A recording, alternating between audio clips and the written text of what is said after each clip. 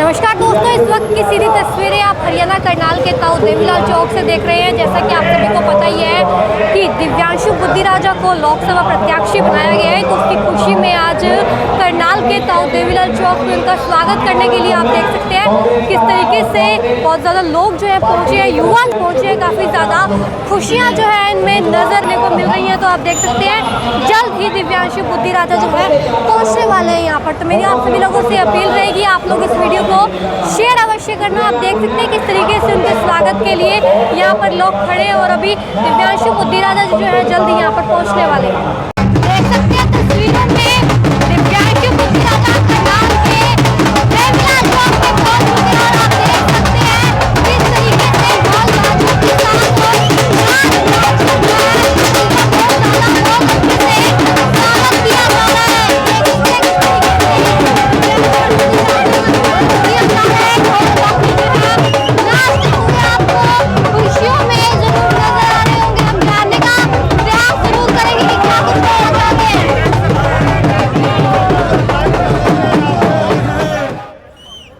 शुभ कर्मण से कबहू न टलूं, न डरूं और सो जब जाए करूं, निश्चय कर अपनी जीत करूं।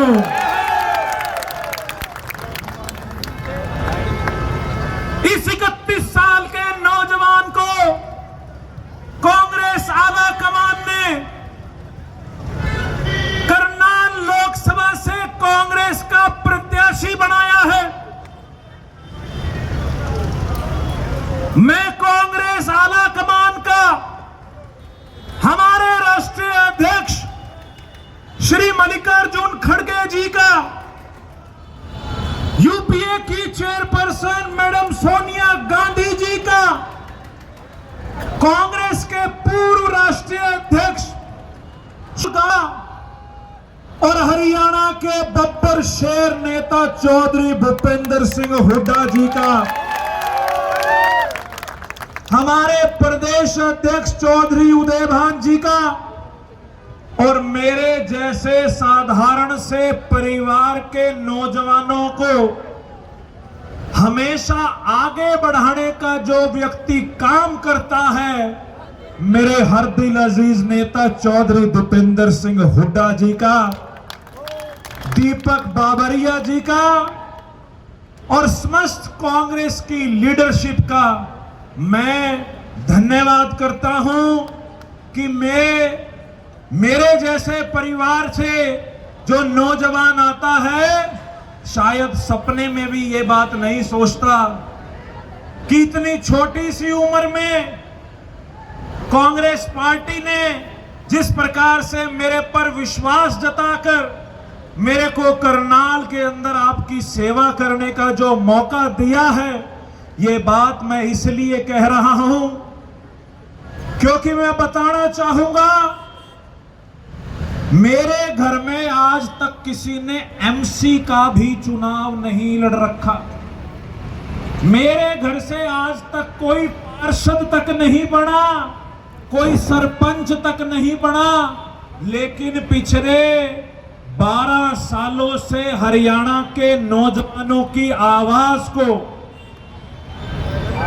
इस मनोहर लाल खट्टर सरकार के सामने बुलंदी से उठाता आया, तो पार्टी ने यह निर्णय लिया कि एक क्लर्क के बच्चे को, एक क्लर्क के लड़के को, एक अध्यापिका के लड़के को कांग्रेस पार्टी ने इतनी बड़ी जिम्मेवारी दी है। मैं सारी उम्र का कांग्रेस पार्टी का कर्जदार हूं। मैं सारी उम्र का कांग्रेस के प्रत्येक उस कार्यकर्ता का कर्जदार हूं जिन्होंने मेरे पर विश्वास जताकर आज ये मुझे जिम्मेवारी दी है। मीडिया के साथी, जब मैं यहां से आ रहा था तो हर साथी मेरे से बात करना चाह रहा है। आपके मन में कई सवाल हैं और मेरे मन में भी तूफान जैसे जवाब हैं। मेरे से कई पत्रकारों के फोन आए, सबने पूछा कि जी आपके सामने हरियाणा के पूर्व मुख्यमंत्री मनोहर लाल खट्टर जी चुनाव लड़ रहे हैं। आपको क्या लगता है कि जो व्यक्ति 9.5 साल प्रदेश का मुख्यमंत्री रहा, क्या आप उन्हें टक्कर दे पाएंगे? तो मैंने कहा कि ये जो आज टिकट मिली है, ये मेरी कोई पहली टक्कर नहीं है खट्टर साहब के साथ। पिछले 7.5 साल से मनोहर लाल खट्टर से 2-2 हाथ करता आया हूं। पंचकुला के कॉलेज के अंदर से जब बेरोजगारी को लेकर खट्टर साहब से सवाल पूछा तो 3 दिन जेल का रास्ता दिखाया। 4 राजनीतिक मुकदमे दर्ज हैं, लेकिन चट्टानों जैसे हौसले हैं। एक बात बताना चाहूंगा, ऊपर वाले की कृपा अपार है। ऊपर वाले का आशीर्वाद सदा मेरे सिर पर रहता है। मेरी माता जी इस दुनिया में नहीं है, उनका आशीर्वाद सदा मेरे सिर पर रहता है। 3 बार अपनी इस उम्र में, 31 साल की उम्र में 3 चुनाव लड़े हैं और ईश्वर ने हमेशा मेरी बाजू पकड़ी है। आज ये मेरा 4था चुनाव है और क्योंकि मैं समाड़खा से अब यहां आ रहा हूं, लोगों में जो इस सरकार के प्रति गुस्सा है, लोगों में जो इस सरकार के प्रति विरोध है, वो आज जब इनके पास CID की रिपोर्ट जाएगी तो खट्टर साहब की पिंडी कांपेंगी, पिंडी।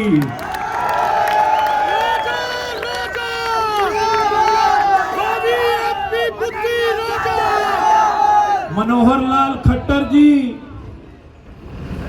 मैं तो ये बात कहता हूं कि 9.5 साल आप मुख्यमंत्री रहे और अभी भाजपा के केंद्रीय नेतृत्व ने रातों रात इनको मुख्यमंत्री की कुर्सी से उतार दिया। मैं तो ये कहता हूं कि एक फिल्म आई थी और सेटमैक्स पे अभी भी आती है, जिसमें अनिल कपूर एक दिन का मुख्यमंत्री बनता है। एक दिन का मुख्यमंत्री, उस फिल्म में देखो कितनी ताकत होती है मुख्यमंत्री के पास। और ये तो 9.5 साल रह गया।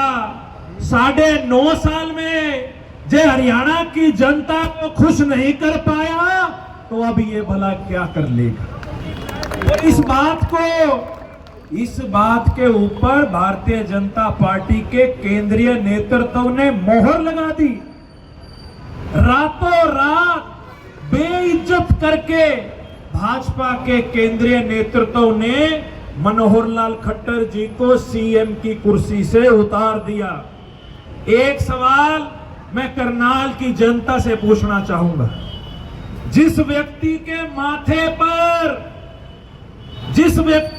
माथे पर भारतीय जनता पार्टी ने ही रिजेक्टेड की मोहर लगा दी हो, वो भला अब सांसद बन के हमारे बीच में क्या करे?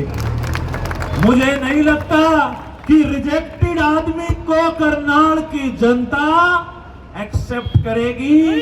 जिस व्यक्ति को बीजेपी ने रिजेक्ट कर दिया, करनाल की जनता अब उस पर विश्वास नहीं कर पाएगी। जब राजा बनकर नहीं कर पाए प्रदेश का विकास, अब राज दरबारी बनाकर क्या ही रखे तुमसे आस। अब राज दरबारी बनाकर क्या ही रखे तुमसे आस।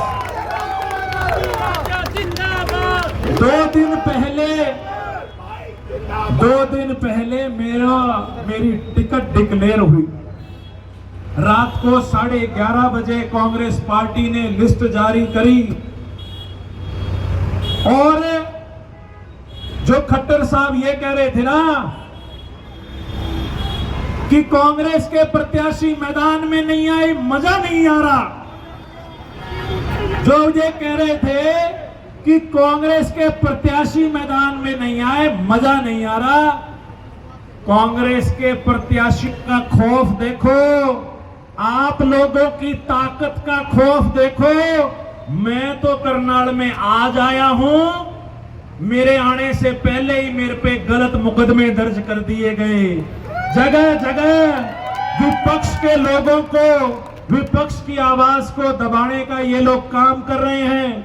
मीडिया में ये बात चल रही है 2 दिन से कि दिव्यांशु बुद्धि राजा के ऊपर मुकदमा दर्ज है, वो भगोड़ा है। अरे ये थापी मार के कह रहा है यहां किसने पकड़ना पकड़, थापी मार के कह रहा हूं जिसने पकड़ना है पकड़ लो। और जिस ये गलत मुकदमे की बात कर रहे हैं, इनकी मंशा देखो।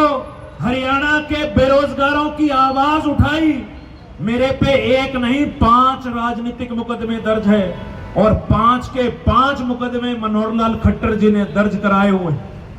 जिस मुकदमे की ये बात कर रहे हैं, अगर मैं भगोड़ा होता, ये खड़ा चौराहे के ऊपर, और कल डीसी एसपी को मैंने लेटर लिख के बकायदा कहा कि मैं दिल्ली से करनाल आ रहा हूं, ये झूठे प्रोपेगेंडा फैलाते हैं, बदनाम करने की कोशिश करते हैं, छवि खराब करने की कोशिश करते हैं। और जो मुकदमा भी इन्होंने दर्ज कर रखा है, उसकी कानूनी लड़ाई भी मैं लड़ रहा हूं। वो मुकदमा गलत है। जिस एफआईआर का ये जिक्र कर रहे हैं, यहां कई वकील साथी भी खड़े होंगे, ये मैं पब्लिकली यहां से कहता हूं कि जस्टिस मोंगा की जजमेंट है, हाई कोर्ट के जज ने यह कहा हुआ है कि जिस धारा के अंदर मेरे पे एफआईआर दर्ज है, वो धारा के अंदर कभी एफआईआर दर्ज नहीं हो सकती।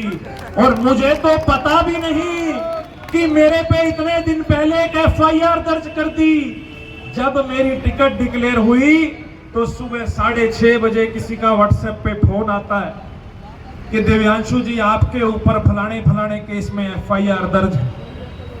मैंने उसी दिन हाई कोर्ट के अंदर जाके उस एफआईआर के खिलाफ क्वेश्चन डाली और उसकी तारीख लगी हुई है।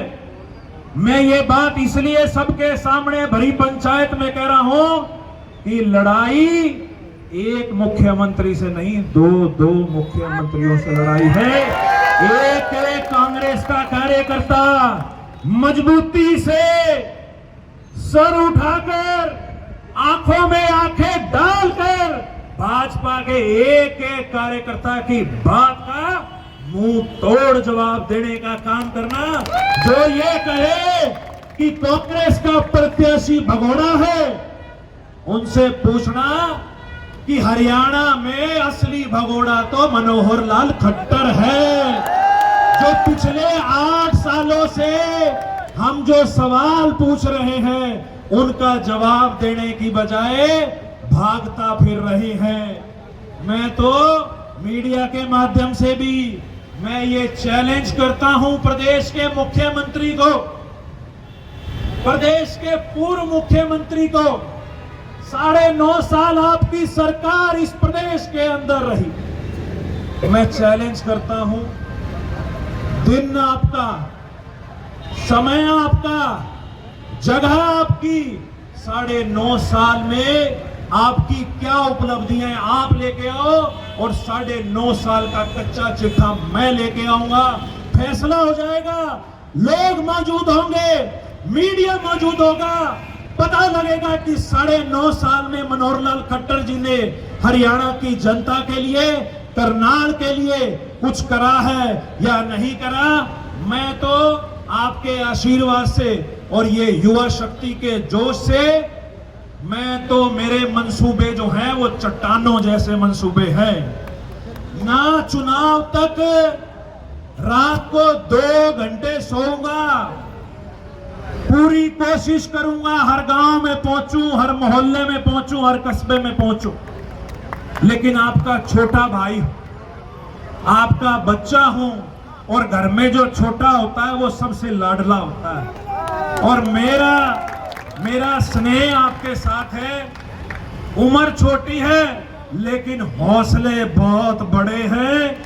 आप लोगों के आशीर्वाद के साथ इस जंग का आज मैं यहां से शंखनाद करता हूं, शंखनाद करता हूं मनोहर लाल जी, अब रण होगा, अब रण होगा, अब रण होगा, संघर्ष बड़ा भीषण होगा।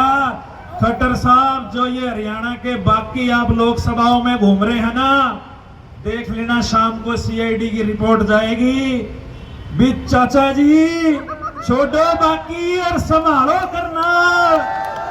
मैं आपको विश्वास दिलाता हूं, जो पार्टी ने और आपने मुझ पर ये विश्वास, जो ये आपने जताया है, जो आपने ये जिम्मेवारी मुझे दी है, पूरी भरपूर कोशिश करूंगा कि चुनाव के दौरान आपके बीच में रहूं और प्रत्येक कार्यकर्ता का पेटा भरने का काम करूं, प्रत्येक कार्यकर्ता के मुताबिक प्रोग्राम बनवाने का काम करूं।